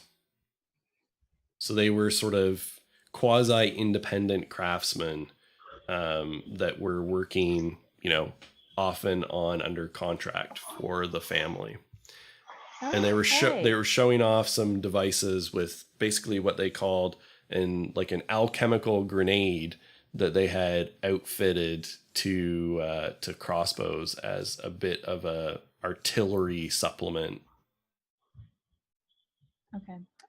As my free action, I'm gonna lean over the side of the balcony and call out, "I know where they got these from. You do not have to keep her alive."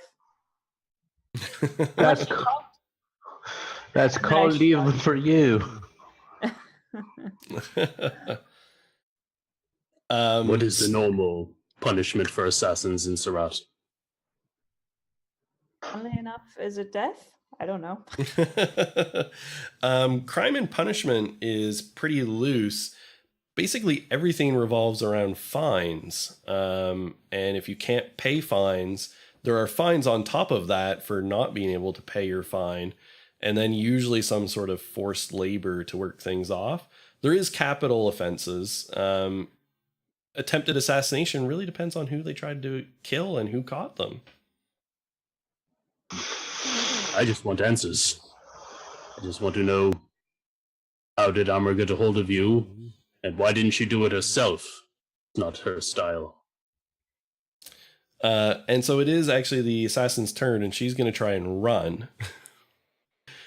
She's going to try and run away. But I think really the only escape route, she has to dodge by Lewin to try and get into that alley. Good luck with that. So if you want to use your reaction. I do. 18? Yes, absolutely. And I do 9 damage. Okay. And no, I already used my sneak attack this turn. No, I didn't. No, you haven't. Yeah.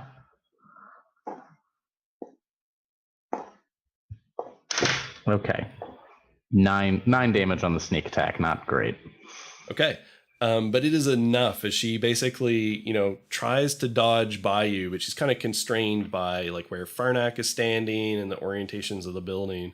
So why don't you go ahead and tell me how you deal with her?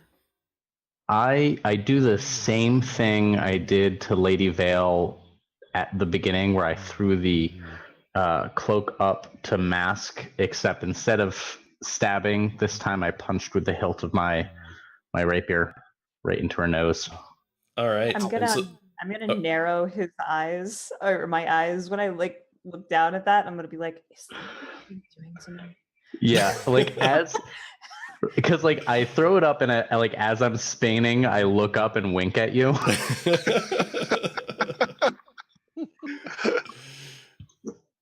Excellent. And then there's everyone can hear this sickening crunch as the pommel of your sword cracks into her nose. Her hands kind of just fly up, blood spurts out after a minute.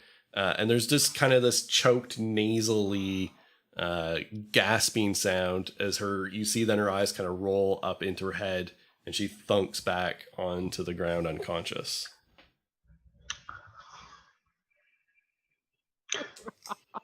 You're welcome, Lady Vale. I am about 5 seconds from throwing this down at you. I'm about hold up the shaft. And I'm about 6 seconds away from laughing when you miss. Ooh. Ooh. There's 3 of those corals there, by the way. Yeah. I'm going to walk over and do a thorough search, see if I can find any writ or any, if she's holding the contract, see if I can find any way to figure out how to get a message back to Amra about this. Okay. I've got the perfect thing to send too, a handful of bloody scalp and hair.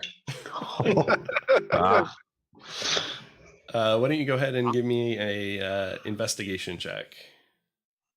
So you're sort of searching and patting her down. I'm gonna wander. I'm gonna wander 16. over there and just kind of keep an eye on everybody. Okay. So yeah, Fernak, you're 16. kind of searching through.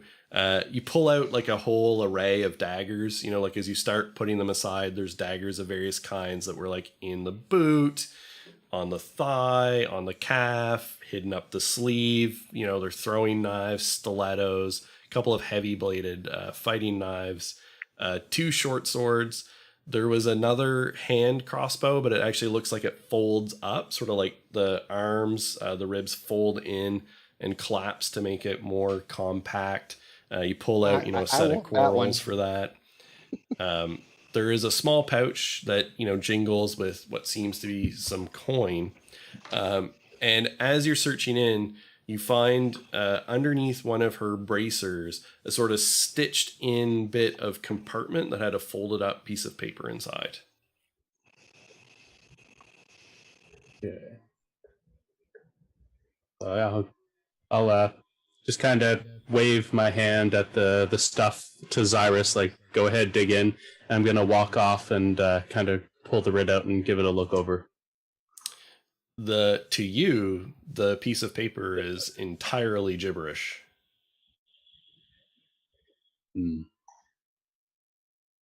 Zyrus, I need you. Well, actually, I look over at both Zyrus and Lewin, and I go, either one of you want to take a crack at this? It's coded.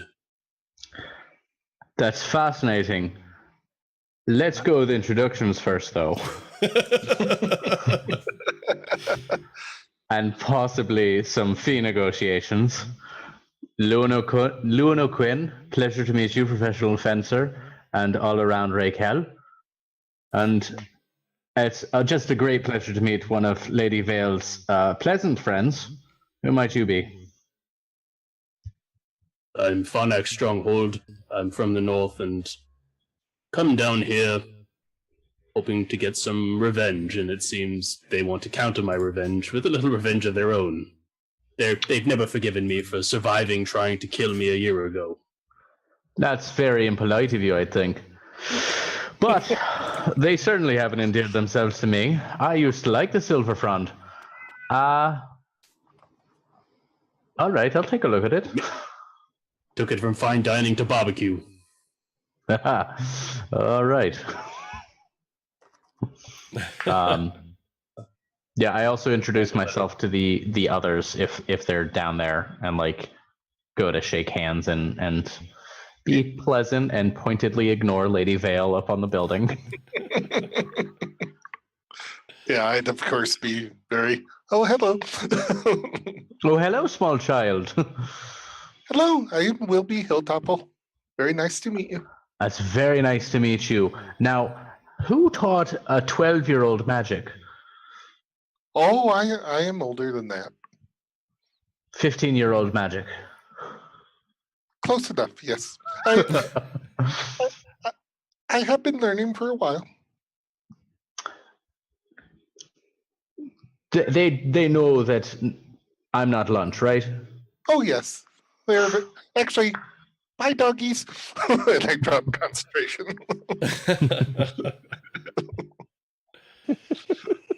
Excellent. Greetings. My name is Zyrus. You were still petting those.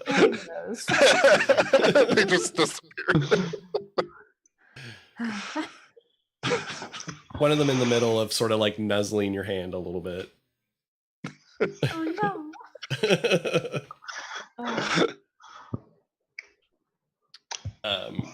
So Farnak, I guess you're like, you hand over the paper to Lewin. Yeah, kind of wave at both the parent people who may be able to read this. Yeah, I'll take So a they crack wanna at work it. together on it. Yep. Let me look at this also. Yeah, let's all gather around the paper, take a nice long crack at it.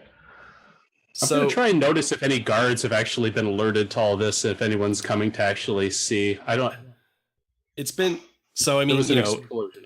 yeah. But it's, you know, only been what, like 30 seconds or something, basically. Yeah. A minute, but you, There were guards everywhere on the way in.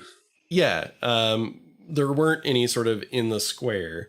But you know, because there were people like leaving in a panic, you do start to hear like the alarm bells ringing, and people calling. You get the impression that the guards are, you know, due to arrive any minute. And there's definitely, you know, people clustered around, sort of talking to one another and like pointedly looking in all of your directions and like pointing and whispering. I'm Matt, you were saying? thinking we need to get off the street quickly. Right. And I'm gonna like step to one side so we can move into the alley and perhaps away from things. Yeah. Okay. And so you open up the paper as you guys kind of step in, and it appears, I'm assuming, both Zyrus and Lewin read and know Thieves' Cant. Yes. Mm-hmm. And so that's how it's sort of encoded, is sort of in a written version of Thieves' Cant. But it's obscured a little bit in some other ways as well. So if one of you wants to take a crack at sort of decoding it, they can. The other one could assist, depending on what sort of skills and background you have that would be relevant to coded information. Okay. My character is a former mercenary. He was a musketeer in a pike and shot regiment. So I don't know that helps at all with codes. Well, I think that it might be normal to write orders if you would have like any written orders on you in at least like a rudimentary code, something simple. That makes sense. But yeah. Yeah. Okay. What am I rolling? Go ahead and give me basically just an intelligence check. But Zyrus is helping you out. He also knows Thieves' Cant, so you can do so with advantage. Okay, then that is 17 plus 0. Okay. Ether, what are you doing during all of this? As you see them kind of like duck off into the alley, they clearly have something. Are you guys taking Amra or the woman, by the way? The unconscious. I'll drag her in. Okay. Somebody pick her up and just throw her over her shoulder. Farnax got her. I'd say it won't be me. I'll try to do a heal on her with my medicine kit. Don't want to wake her up. Just keep her from dying in case she has more information. Okay. And yeah, so Ether, what are you doing during? Ether is just watching these fellows just leave when they did nothing wrong here. Like nothing. And she's just like, she's gonna wait for the guard to arrive to tell them somebody attempted to destroy the booth that she was sitting in. And we're just moving down an alley, right? We're not going too far. Yeah, you're just kind of ducking into the alley. Yeah. So I think the guards would arrive and sort of pretty quickly Ether see you. I can imagine that she's like striking a pose up on the rooftop. Yeah, definitely. Just like rapier out, standing on the top of the building. And when they arrive, she just kind of like saunters downward. And probably at least one of the guards recognizes you. You're not unknown in the city. And so you approach and sort of just be like, Lady Vale, I'm sure you can tell us what's going on here. We can trust your word of things. Absolutely. I had brought some new friends of mine to come dine with me at the Silver Front. And then, oh gosh, I was challenged to a duel, and while I was down there, some assassin attempted to explode the booth that my friends were sitting in. It scared them right off. My, what have you done lately to attract such attention from an assassin? What Excuse haven't I done? don't mean to pry, of course, but I don't know. I don't think it was toward me. If it's any consolation, I think it's my friends attracting attention. I'll take care of it though. Don't worry. I'll call you if I need you. All right. And I suppose that the usual fee will be in order. Yes. He's kind of like standing there, not quite putting his hand out, but sort of the expectation that he'll be paid to, keep things a little hush hush. Yeah, I'm gonna tell him. You need to come in the morning. I didn't carry that Oh, much. of course, Yeah. of course. Yeah. That's really why Lewin left. So he didn't want to have to bribe the guard. All right. And so the guard says, I'll have some of my men do what they can and question some of the other people, of course, but we will keep things quiet and discreet. Goes. Thank you. My thanks. And please pass on our best. Oh, and he was just like, sort of like, kind of the equivalent of like, send word to your mother, pass on my regards to the family. Of course.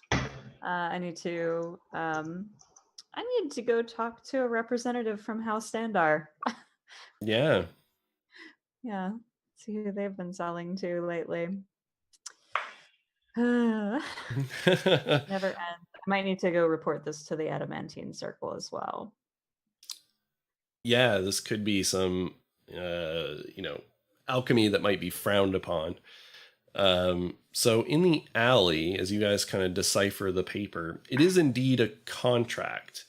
So, what you can make out of the code, it has a description of Farnak, with a fair amount of detail, including, the fact that he's got various guises, in terms of, his cloak and stuff. But there's, it's a detailed enough description. There is a description there, less detailed, but that match Wilby and Zyrus, as well as two people that you haven't seen before. So another sort of young half-orc and a dragonborn cleric are also kind of included in the description.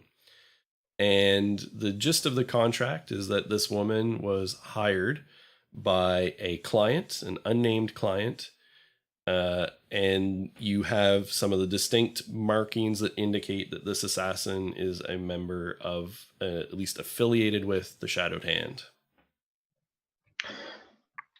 Well, that is just so interesting. So where's Lady Aether Vale? She's lost her friends. Do you normally get in this much trouble? Actually, From yes. time to time. Actually, yes, this is quite normal. And now this is the important question: is how much coin you bring in worth all the trouble? Yes.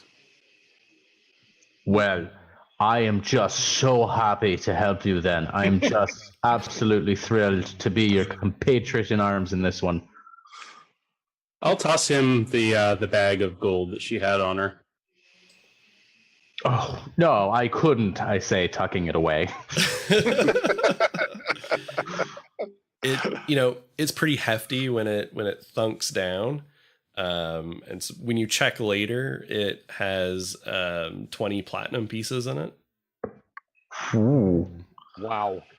Well, How much was I worth? Would be the question. Apparently still not enough. yeah. Oh, about 15 platinum. from the contract, that was the half up front portion.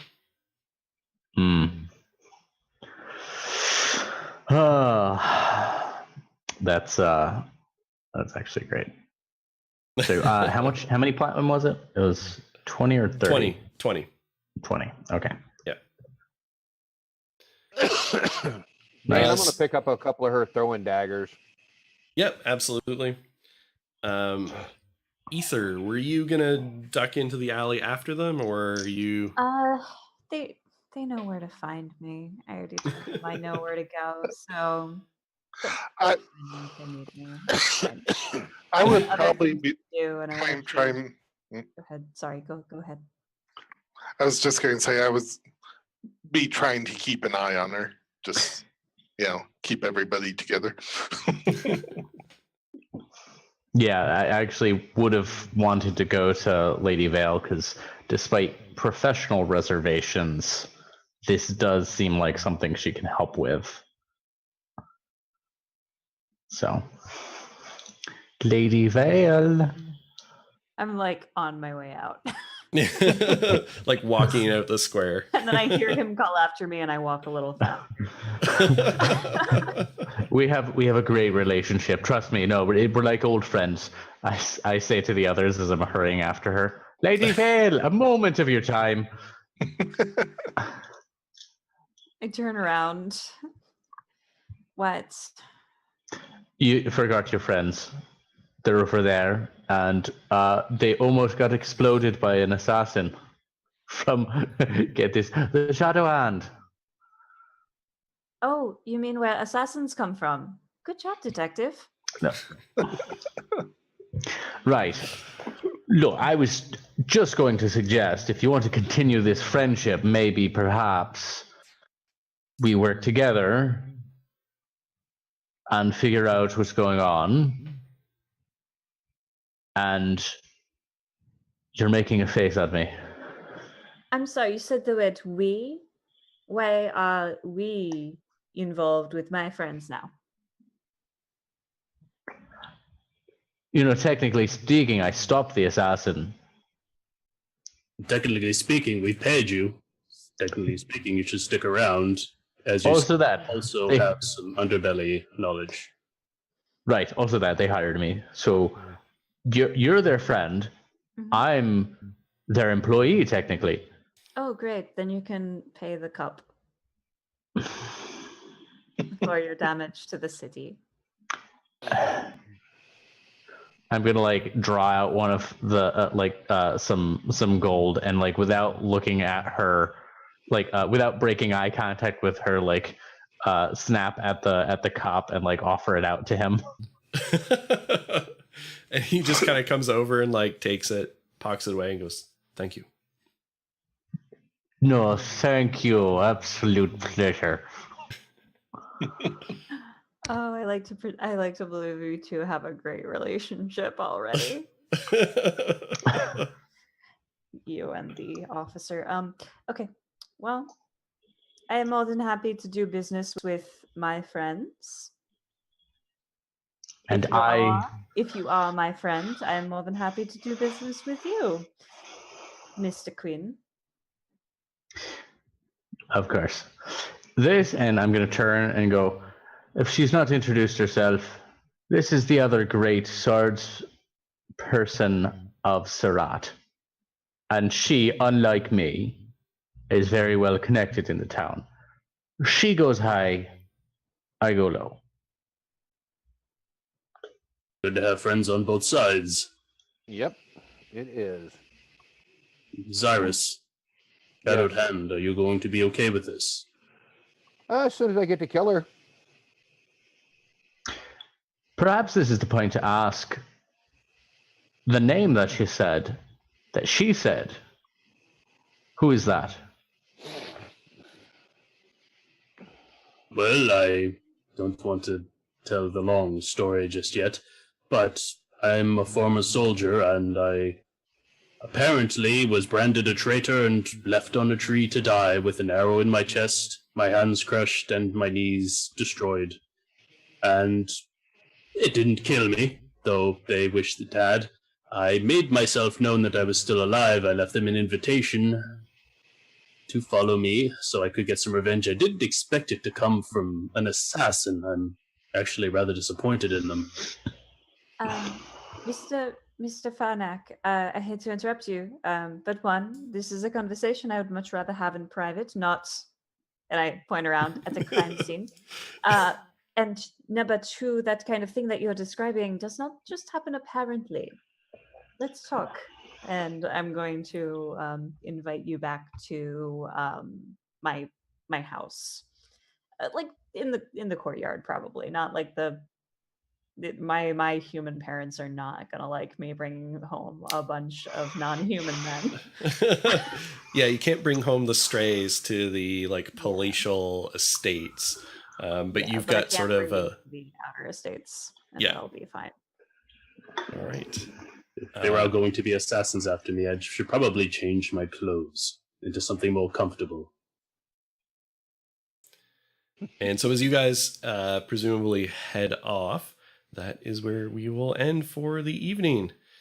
So Cool. thanks Nice. everyone for tuning in to this exciting new chapter of urban shenanigans. And we can already see that mass mayhem is in order as trouble follows everyone everywhere. So thanks for watching, and we will be back with another episode at the same time, same place in 2 weeks. So thanks everybody, and thanks especially to Marcy and Colin for joining us and bringing some new shenanigans aboard, y'all. into the mix. Yeah. I had fun. Yeah. My first time playing a bard in a while. I mean, I've got like one other bard, but I may change that class now. You can never Hey, Dan, have at too some many point bards. we need to figure out what was in that pouch that I pulled the cut purse on. Oh yeah, no, there would definitely you'd find like a mix of coins, but we'll say the equivalent of like 50 gold pieces in various currencies. Can there be a Okay. love letter in there too? Oh yeah, there absolutely should be a Yes. love letter, which will match up because last time he picked a pocket, he found a wedding ring. So A wedding ring and a note that led this right in the middle of a bunch of stuff. yeah, That's great. yeah. So there is definitely a love letter sent to this individual, and maybe I'll Ooh, think this up might be some fun. I can interesting use this things for to throw in. blackmail. Yeah, it's not from their partner. It's It is from a clearly like, paramour. the neighbor's valet or something. Excellent. All right. So thanks everyone for watching, and we will see you again in Thanks, 2 Seth. weeks. All right. See Bye, ya. everybody.